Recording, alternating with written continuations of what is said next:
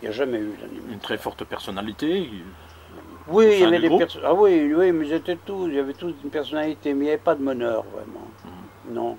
Ray, c'était. Par exemple, Reiss, oui, tu dis que c'est un homme intelligent, oui, un mais il ne intellectuel, cherchait qui pas. venait Oui, avec- oui, mais c'est un type presque qui ne cherchait pas tellement. C'est pas des chefs de file. Hein.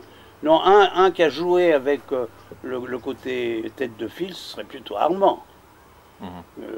Peut-être qu'il ne l'a pas décidé lui-même, mais très vite, quand il est rentré de New York, où il était inconnu, il est exposé au musée de Saint-Paul, qui est pas un grand musée, et là, les copains l'ont préparé une réception. Alors Armand était très habile parce qu'il a bien fait. Il a joué à l'époque sur les deux tableaux et surtout sur le tableau américain. Parce qu'en Europe, les gens étaient très sensibles avec le mouvement. Donc toi, tu étais à New York avant Armand. Oui, j'ai exposé, mais j'ai pas été. J'ai pas été. Tes œuvres étaient présentes. Ah là-bas. oui, oui, parce que ce marchand français m'achetait. Il m'achetait surtout des collages, différentes choses. Et il a revendu. Il avait ce type-là. C'est un type qui aidait des jeunes artistes, ce marchand, qui est mort il y a une dizaine d'années. Il était à la rue Mazarine. Et il achetait et il revendait. Et surtout, il achetait à l'époque pour Beyeler. Tu as entendu parler de Beyeler, qui est la grande galerie d'Europe. Et c'est lui qui achetait tout pour Beyeler. Alors, les Matisse, Dubuffet, c'est eux les premiers. Mais ce gars qui gagnait de l'argent, parce qu'il était très fort, il connaissait. Parce que même d'acheter un Matisse, si tu ne connais pas, tu n'achètes pas un bon Matisse. Hein. Et il s'est même fait tromper quelquefois avec des faux. Tu sais qu'il y en a. Hein. Il y en a. Et alors lui, il achetait à des jeunes artistes. Il y avait un jeune américain aussi. Je crois que c'était comme il était passionné d'art, c'était un peu pour sa bonne conscience. De dire, moi je gagne de l'argent avec des grands, je trouve sympathique d'aider des plus jeunes.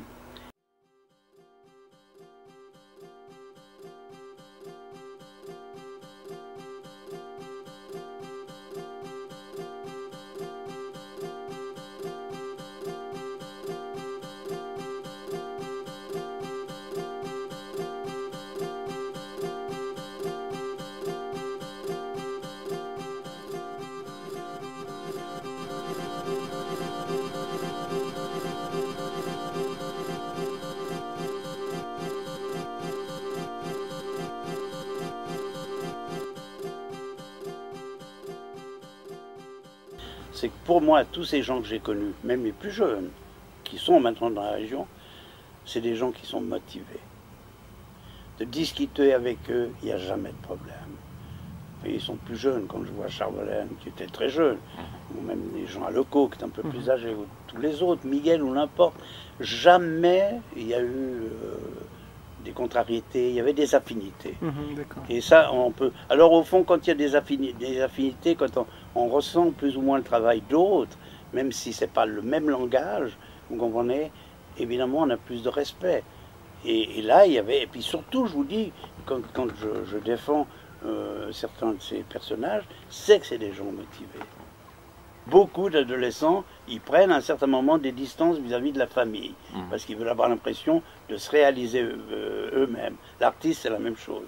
Moi, par exemple, j'ai fait faire la première exposition, déjà parce que je les estimais, puis j'avais eu l'occasion, j'ai fait faire la première exposition à Serge III, à Nice, à Charvelaine, à Lecaux, à Miguel, donc c'est pas mal, vous comprenez? Et d'autres. C'était une petite galerie qui était à Nice. Le type était un décorateur, sa femme, elle nous avait connus très jeunes, et il était passionné, il a fait marcher une galerie, bien sûr qu'il a perdu de l'argent, au bout de 10 ans il s'est taillé en Afrique du reste, il avait des dettes un peu partout, mais vous comprenez? Et alors un jour, je disais en plaisantant comment on appelle, à Charvelaine ou à d'autres, j'ai dit au fond, moi je vous ai lancé la balle, mais vous ne me la relancez jamais. Je leur dis quand même. Je dis, oh oui, mais toi Albert, tu connais tout le monde. C'est pas une raison, ce qui est pas vrai du reste, parce qu'ils peuvent avoir des affinités. Alors évidemment, ce qu'il y a entre artistes, c'est que c'est un constat douloureux quand même, ça. Hein, mais c'est un constat d'artiste et d'être humain, malheureusement. Ouais. Non, et puis tu sais, les artistes au début, très sincèrement, tout le monde a plus ou moins... De La Salle aussi a joué un rôle important, parce que c'était une grosse galerie. Oh, il a joué, non, il aurait pu le jouer beaucoup mieux. Je veux dire, c'est pas des gens qui sont totalement engagés. Parce que De La Salle, il était, c'est vrai, le premier qui nous a présenté, mais c'est pas lui qui nous a découvert. C'est un type qui s'appelait Merino, qui habitait Monte-Carlo et qui était passionné. Et c'est lui qui nous a fait notre première exposition à Cannes, parce qu'il était... Mais ce Merino n'avait pas de galerie à Monaco. Il n'avait pas de galerie, Son père est un ancien ambassadeur qui achetait de la peinture. Il m'avait même acheté une peinture abstraite sur papier, son père. Mais que j'ai su après, je ne savais pas. Et ce Merino avec sa femme, lui il faisait différentes choses, mais pas un type intéressé pour l'argent. Et sa femme travaillait dans une boîte américaine, donc il avait une maison à lui, enfin bref. Mais c'est un type très généreux. Et c'est lui qui a beaucoup défendu Serge III à Leco, puisqu'il y a eu une revue qui... Alors la première exposition, on la doit à Merino. La première exposition de l'école de Nice. Ça ne le dira jamais, parce qu'il dit que c'est lui. Voilà. Et voilà ce qui s'est passé. C'est que ce Merino, il est en train de gérer une galerie à Cannes qui faisait du post-impressionniste. Et lui, il était comme employé. Le patron, c'est un type de Lyon, qui avait une galerie à Paris, et je ne me souviens plus de son nom du reste.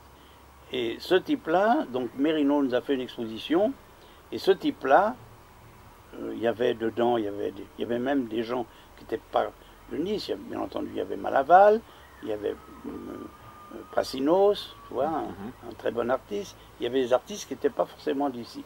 Et il a fait une très bonne exposition. Et le type, ce marchand, dont je ne me rappelle plus son nom, qui est mort il n'y a pas tellement longtemps, qui avait beaucoup d'argent, parce que son père est un grand médecin de Lyon, qui était sympathique, et il nous a acheté des œuvres à tous, à l'exposition. Mais comme il était influencé par Merino, et c'est là que Pluchart, le premier qui a fait un article sur nous, sur l'école de Nice, ça a commencé à Cannes, donc, tu vois. Le premier, c'est Pluchart? C'est Pluchart. Avec un peu d'ironie. Tu as encore des documents sur ça, non? Oui, mais moi j'en ai, mais moi je ne suis pas ordonné. Oui, les documents, il faut les avoir chez Ben, parce que lui, c'est l'homme qui passe pour le plus fanfaron. Ou Armand. Ou Armand. Ben doit avoir beaucoup plus de... Lui, il garde ça. Moi, je ne sais pas, je suis plein de papiers, je ne sais pas. Je ne sais pas du tout.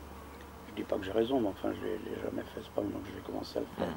Et alors, ce type, il a cru qu'il allait gagner de l'argent. Ça n'a pas marché du tout. Vous vous rendez compte? Et donc, il avait promis d'acheter, puis il ne voulait plus acheter après. Et Merino était extrêmement correct. Il lui a dit, moi, je quitte la galerie. C'était par lui.